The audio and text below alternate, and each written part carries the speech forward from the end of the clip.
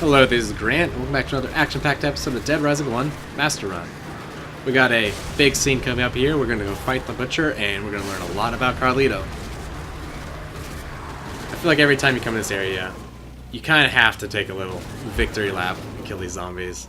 There's just so many, and they're all nicely packed.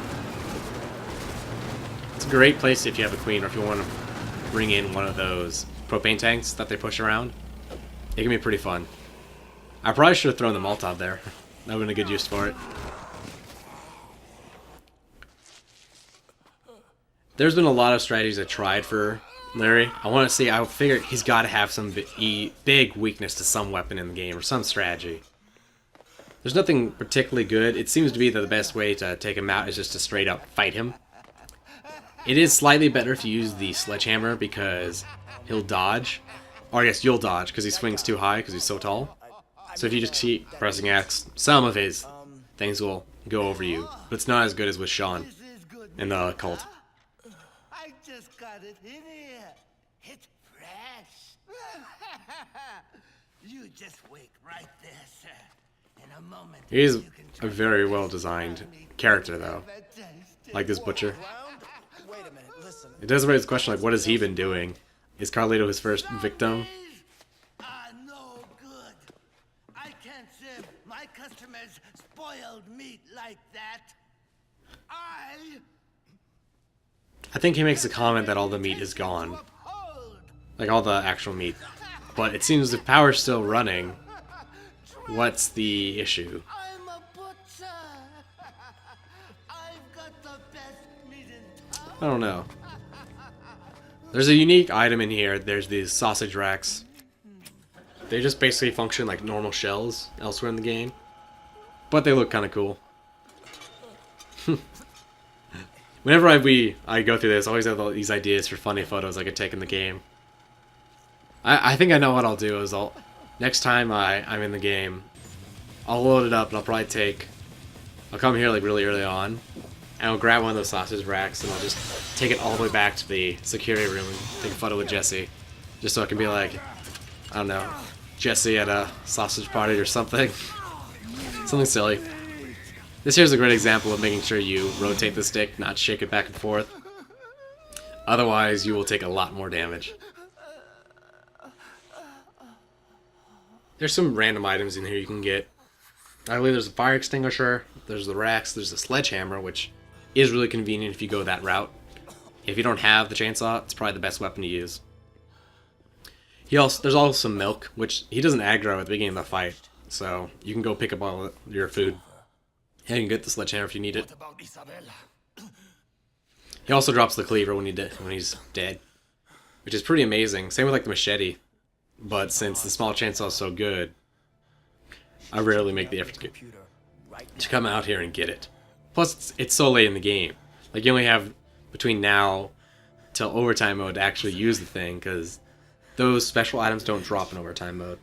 For what you people did to Santa Cabeza, to my hometown.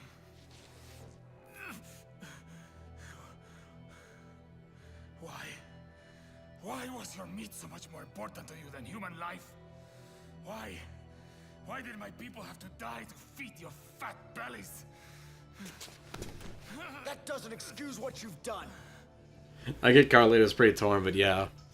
He's bitching about this to Frank, and Frank's just a reporter. He had nothing to do with this.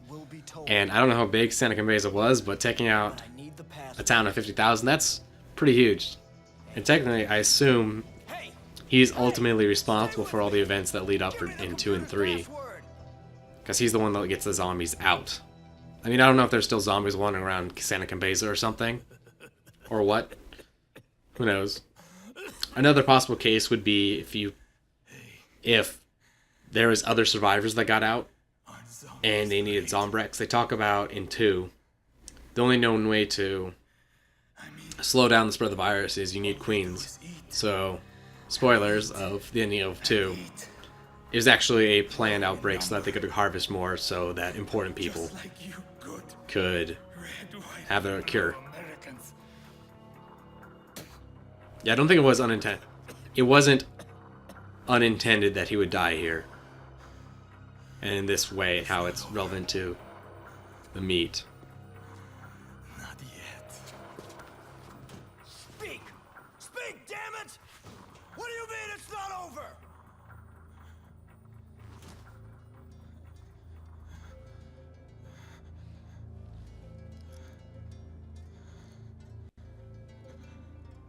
He ends up giving the lock, which surprises me. I don't know if he's having regrets at this point. I'm sorry, Isabella. Or what?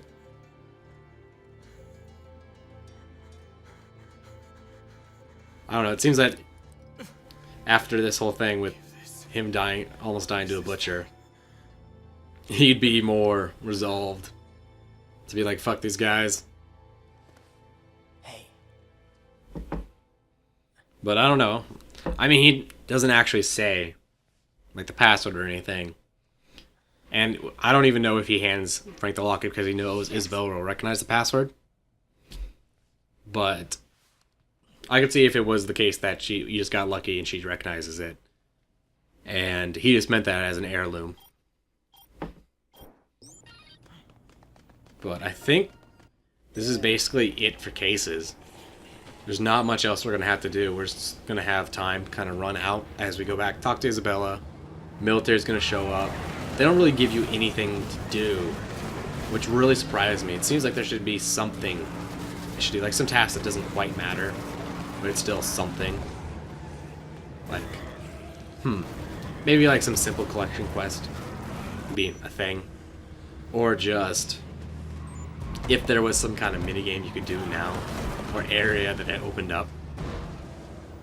Like, something that might be cool is, say, oh, they let you into the parking lot of the mall for this little time frame, and that's the only time in the game you can get there or something. Well, then you could have some cool content to go around, run around and do stuff, and then when the military shows up, maybe you have to quickly flee back into the mall and hide. Food for thought. Just like a small little detail. It feels like nothing is really here. It's too bad.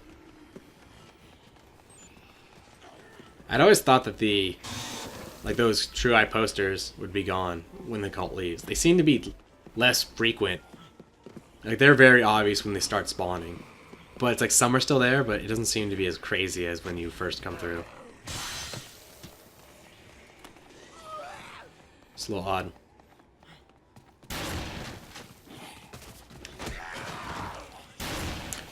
It'd be nice if there's an easier way to get back here, considering how often you go here. So, if you ever go up into Carlito's hideout, you notice there's like, I want to say something weird, like 3 to 5 exits you can take out of it. They all lead right there. I almost wonder if this wasn't originally intended to go to several different areas. Like that, if you take one, you'll pop out an event in Paradise Plaza. If you take another, you'll end up in North Plaza, and maybe that's how Carlito got around. Like in the food court when he goes up at the end of that very first fight.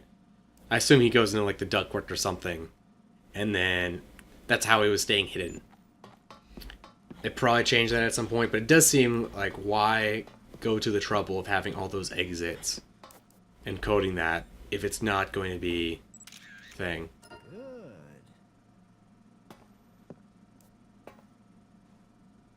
They just mainly want to see what she's doing. There's a lot of detail that I think was really put in this game that goes kind of unnoticed.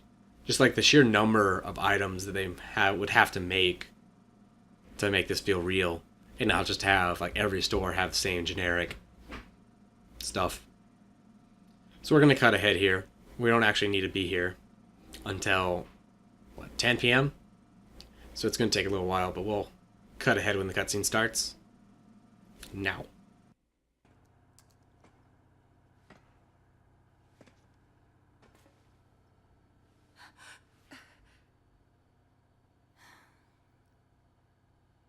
He's dead. That Servbot head may not have been the best choice for this cutscene. Kind of takes away from the seriousness of these. Meant to be pretty emotional, I think. That access failed hair is different from the last time I was here. Plot hole. I don't think I can play the game. Good thing I'm done.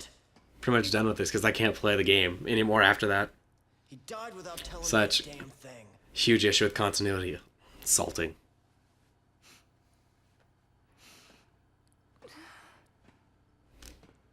I think what I like You know, I thought he was about, and the reason I talk about all those small items that they modeled and rendered, is because like I recognize things like that in my own life. Like I know I have a blue cooler like that in the background, so it's weird seeing it like in this digital version. In the end, all he really cared about was his sister. Frank's getting a little emotional. Jerk.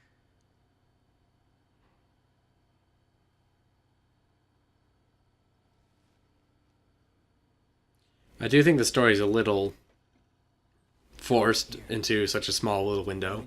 Like you have your little setup story where they think it's like a drug trade thing, and then it's like the twist, surprise, Dr. Barney made the zombies, and then they have the next big one where, like, oh, you go fight Carlito, he's gonna have the bombs because Isabella reveals what she knows, and then of course you have the event, Carlito dies. It feels like okay, when you hit these like 5 points, so you just compress them all down into one cutscene, and then you ignore the story for the rest of the game.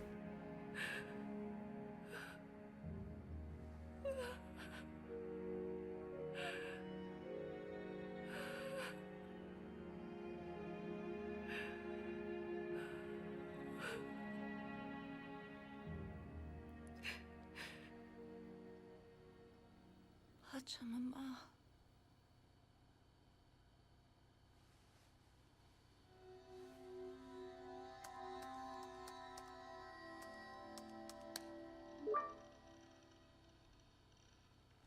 Did you Welcome, figure it out? Carlito. It's a lot of exclamation points that don't need to be there.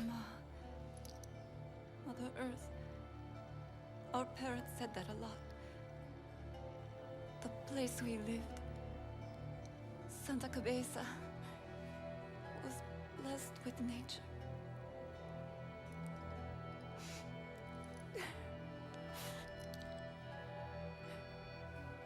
Please believe me when I say my brother didn't want all this.